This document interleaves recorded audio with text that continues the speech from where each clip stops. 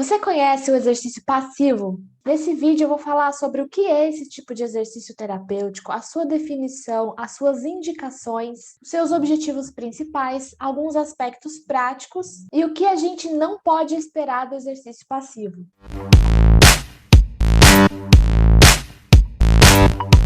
Eu sou a professora Glaucia Gonzaga, esse é o canal Além da Cinesioterapia. Esse é o nosso espaço, o espaço de todos aqueles que amam o movimento humano, especialmente os exercícios terapêuticos. Aqui eu falo um pouco de biomecânica, fisiologia do exercício, tudo que envolve esse lindo universo dos exercícios terapêuticos. E hoje eu vim falar de um assunto bem básico mesmo, porque eu defendo a ideia de que a gente precisa reforçar a nossa base para depois falar dos assuntos mais avançados. Então, esse vídeo pode ser especialmente importante para você que é estudante, que está cursando a cinesioterapia na graduação, mas também tenho certeza que vai ajudar muitas pessoas que já se formaram, que eventualmente estão há algum tempo sem ter contato com a cinesioterapia e que queira revisar esse conceito. E para você ganhar tempo, para te ajudar, eu já fiz um resumão de tudo que é mais importante a gente saber sobre exercícios passivos e o que os principais autores de cinesioterapia consagrados no mundo publicaram sobre esse assunto. Então vamos lá. O que é o exercício passivo?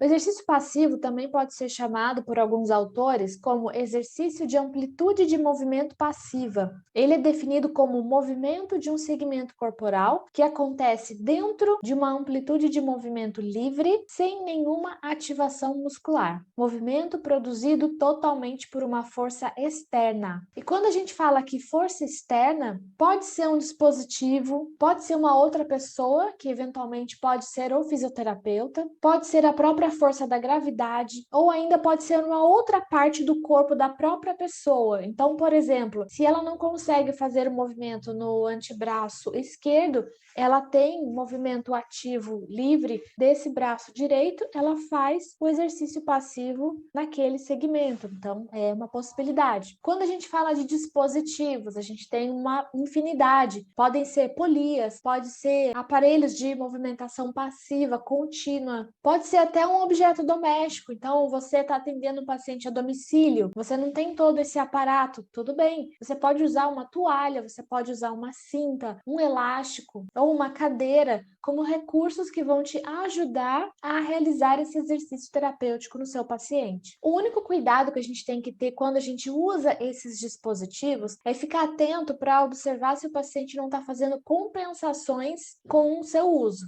Agora, uma questão muito importante que você não pode esquecer quando a gente fala da definição de exercício passivo. Não confunda exercício passivo com alongamento passivo. Essa confusão é muito comum. Qual é a principal diferença entre um exercício passivo e um alongamento passivo? Quando a gente fala de exercício passivo, a gente vai até a ADM, até a amplitude de movimento permitida por aquele segmento. Quando a gente está falando de alongamento, a gente vai exceder aquela amplitude de movimento. Então, apesar de ambos serem recursos que a gente realiza passivamente no paciente, em um eu vou até o limite que os tecidos impõem, no caso do exercício passivo, e já no alongamento eu preciso aplicar uma força adicional.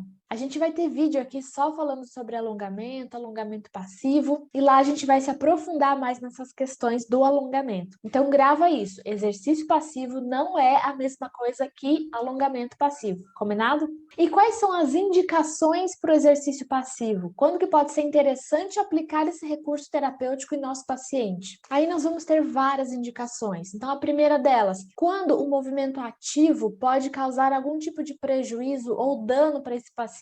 Por exemplo, quando a gente está falando de um processo de reparo tecidual que está acontecendo há pouco tempo, então o movimento ativo pode romper aquela malha, aquele tampão de fibrina, mas você ao mesmo tempo também não quer deixar o seu paciente totalmente inativo. Então, pode ser indicado aí nessa situação a prática do exercício passivo. Numa região que está apresentando uma inflamação aguda, pode ser interessante o exercício passivo nessa região também. Aí é importante ressaltar: você precisa saber identificar as fases da cicatrização. Nosso paciente não vai chegar para nós e falar assim: olha, doutor, eu tô aqui com uma região muito avermelhada, então eu acho que aconteceu uma vasodilatação, e eu acho que tem uma angiogênese associada aqui também, com período de granulação. O que você acha sobre isso, né? Então, o paciente não vai saber o que está acontecendo, nem tem essa obrigação. Somos nós que temos que ser capazes de identificar as fases através dos sinais e sintomas que ele está apresentando e, a partir daí, saber eleger qual recurso terapêutico mais apropriado. Aqui a gente está falando dos exercícios terapêuticos, mas existe aí uma maleta de ferramentas muito maior. Então, quando você identifica que essa inflamação está numa fase aguda e que esse paciente sofreu um trauma recente, por exemplo, pode ser interessante nesse momento você inserir o exercício passivo naquela região. Outra indicação para o exercício passivo: um paciente comatoso ou com algum tipo de paralisia, ou ainda aquele paciente que está em repouso absoluto no leito. Geralmente esses últimos casos configuram situações de saúde um pouco mais graves, mais delicadas. Então, para prevenir complicações da restrição ao leito, pode ser que nessas situações você só tenha a possibilidade de aplicar o exercício passivo nesse paciente. Outra indicação também: quando a prática do exercício ativo causa dor, ou ainda quando o paciente não tem condições cognitivas para fazer o exercício ativo, ou não tem condições físicas. Também quando você quer ensinar um movimento novo para esse paciente, um gesto que ele nunca fez, né, com aquela combinação de elementos, e aí você pode mostrá-lo então através do exercício passivo. Também quando você quer promover um relaxamento para o paciente. Em alguns casos especiais, como por exemplo, um caso muito específico, né, o paciente sofreu uma lesão muscular, ele teve uma ruptura de um músculo ou uma ruptura de um tendão, por exemplo. Então, nesse caso, o movimento ativo é inviável. Então, você pode fazer passivamente a movimentação daquele segmento. Você gosta de exercícios terapêuticos? Você gosta desse universo da cinesioterapia?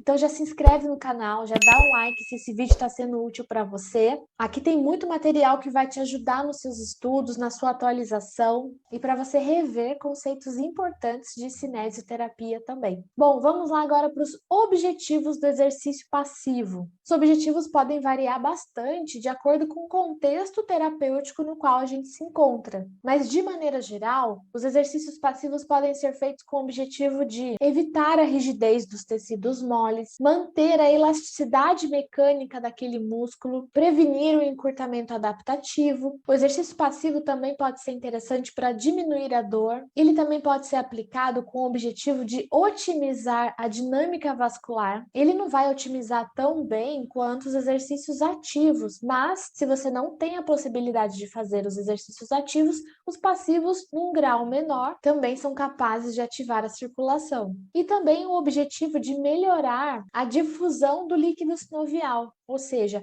para você melhorar a lubrificação natural que existem nas articulações. O líquido sinovial é estimulado pelo movimento, ainda que seja feito de forma passiva. Então, uma pessoa que fica sem movimentar determinado segmento por muito tempo, ela tem uma grande tendência a desenvolver rigidez daquele segmento articular. E o exercício passivo pode prevenir essa rigidez. E um outro objetivo é ajudar o paciente a manter a percepção dos movimentos.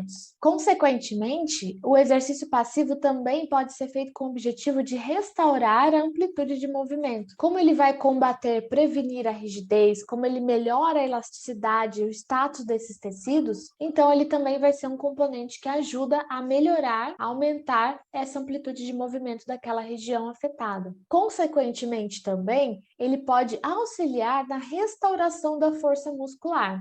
Mas é importante a gente deixar bem claro aqui: o exercício passivo não vai deixar ninguém mais forte, mas ele vai propiciar um meio que favorece a contração muscular, a produção de força muscular por meio de um outro exercício que vai ser o exercício resistido. Esse sim tem o poder de proporcionar ganho de força muscular. Nós vamos falar sobre ele no momento oportuno também. E por fim, o exercício passivo também pode propiciar um retorno à função prévia, aquela função que o paciente perdeu temporariamente, em alguns casos ela pode ser resgatada por meio do exercício passivo. De todos esses objetivos que eu falei aqui, nem todos podem ser mensurados, né, medidos. E isso é um desafio para o fisioterapeuta. Então, quando a gente fala de amplitude de movimento, de dor, são questões que podem ser mensuradas, mas outras, como por exemplo, a difusão do líquido sinovial, a gente não tem meios para medir. O exercício passivo, ele tem um papel importante na prevenção de algumas complicações, principalmente quando a gente está falando daqueles pacientes mais graves, que apresentam algum tipo de paralisia, aqueles que estão totalmente restritos ao leito, aqueles que não andam, que não têm uma capacidade cognitiva de manter a sua amplitude de movimento ativa. Os pacientes que apresentam essas características, eles vão precisar, muitas vezes, de exercícios passivos várias vezes ao dia, seja no hospital, seja no ambiente domiciliar. Olha a importância do fisioterapeuta em casa, né? O home care. Esse paciente vai ser muito beneficiado se ele for submetido a exercícios passivos com uma determinada frequência. Essa frequência exata só pode ser definida após uma avaliação.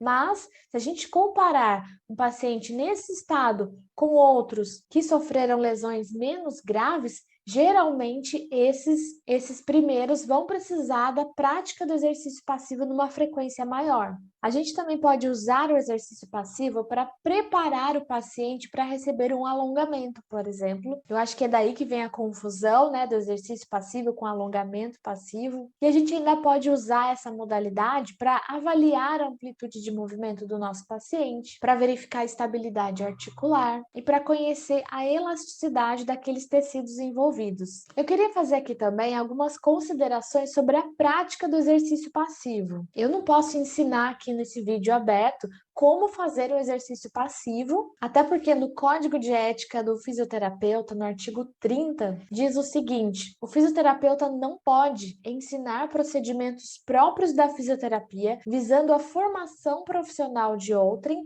que não seja acadêmico ou profissional de fisioterapia. Então, para ensinar uma prática que é exclusiva do fisioterapeuta, aqui não é um ambiente permitido. Mas eu vou falar para vocês sobre algumas considerações importantes sobre a prática desse exercício. Se você está fazendo exercício passivo numa pessoa que tem preservada a possibilidade de contrair essa musculatura, pode ser que você sinta um pouco de dificuldade, porque involuntariamente essa pessoa vai fazer algumas contrações de proteção. Até nas aulas práticas, quando a gente está ensinando isso para o aluno, a gente faz no colega que está saudável, né, geralmente. Então é natural que você sinta um pouco de dificuldade para fazer essa prática numa pessoa que está saudável ali simplesmente para efeitos de treinamento. Outro ponto importante: a experiência do fisioterapeuta conta muito na prática do exercício passivo, principalmente em relação ao manuseio. Então é importante você treinar bastante antes de você ir efetivamente atender um paciente. Outro ponto que você deve prestar atenção: procure promover conforto para esse paciente. Esse local é adequado? O vestuário desse paciente é apropriado para ele receber o exercício passivo? O espaço físico oferece boas condições para ele? A iluminação é apropriada? O ruído está controlado?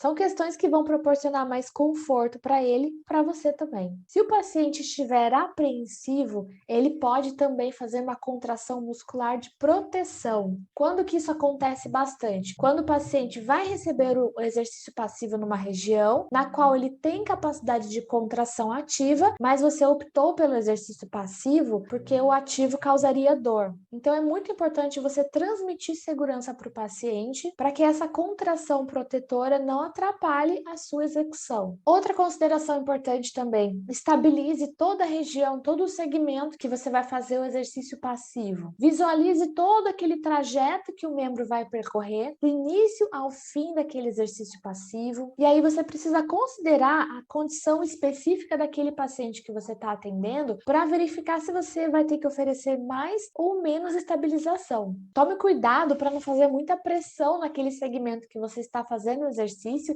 É muito comum no começo também, por medo, né, de derrubar o paciente ou de causar algum dano, a gente pode acabar pressionando demais o segmento corporal dele. Então, toma cuidado, não pressione demais. Por isso que é sempre importante também você observar as reações faciais do paciente. Pode ser que às vezes ele não fale nada, mas você tá vendo que o rosto dele tá assim, né? Ele tá todo ali meio que tenso com os movimentos que você tá fazendo nele. Então, fique muito atento. O exercício passivo tem que ser feito num ritmo suave e constante. Evite movimentos abruptos, né? Solavancos, impactos que podem causar mais desconforto e também dor. Monitore as respostas do seu paciente a todo instante, seja pela fala dele, se ele puder falar naquele momento, seja pelas expressões faciais, seja pelos parâmetros. Então, se você estiver no hospital, você está fazendo um exercício passivo e você vê que altera algum parâmetro importante dele, isso você tem que ver imediatamente. E pode ser necessário que você modifique ou adapte a posição das suas mãos para fazer o seu exercício passivo. A gente precisa exercitar a nossa capacidade de adaptação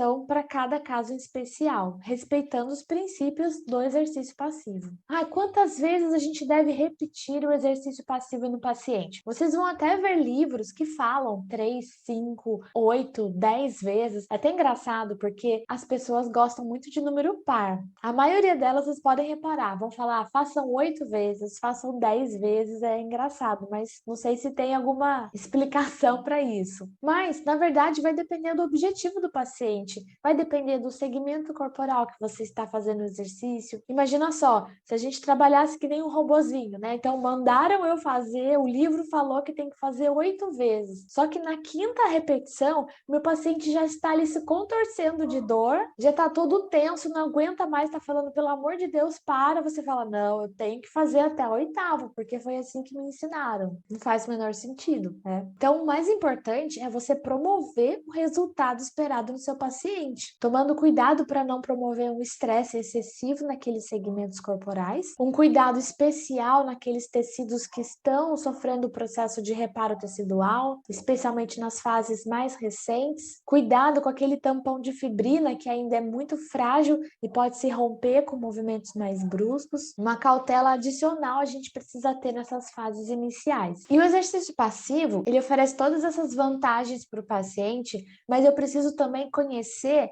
as suas reais limitações. Então, o que eu não posso esperar do exercício passivo? O que ele não vai me oferecer? Então, primeiro ponto, exercício passivo não previne atrofia muscular. Você pode fazer exercício passivo o dia inteiro no seu paciente, se ele tolerar, mas isso de nada vai servir para essa condição, para esse objetivo específico de prevenção de atrofia. Prevenção de atrofia a gente vai conseguir com outros exercícios terapêuticos, mas não com exercício passivo. O exercício passivo também não aumenta a força e não aumenta a resistência muscular à fadiga. E o exercício passivo também não vai otimizar a circulação com a mesma eficiência que os exercícios ativos, que são aqueles que envolvem contração muscular. Então não vou fazer exercício passivo? Não, faça, mas esteja ciente das suas limitações. Quando houver possibilidade de você subir um degrau e evoluir com esse paciente para exercícios ativos,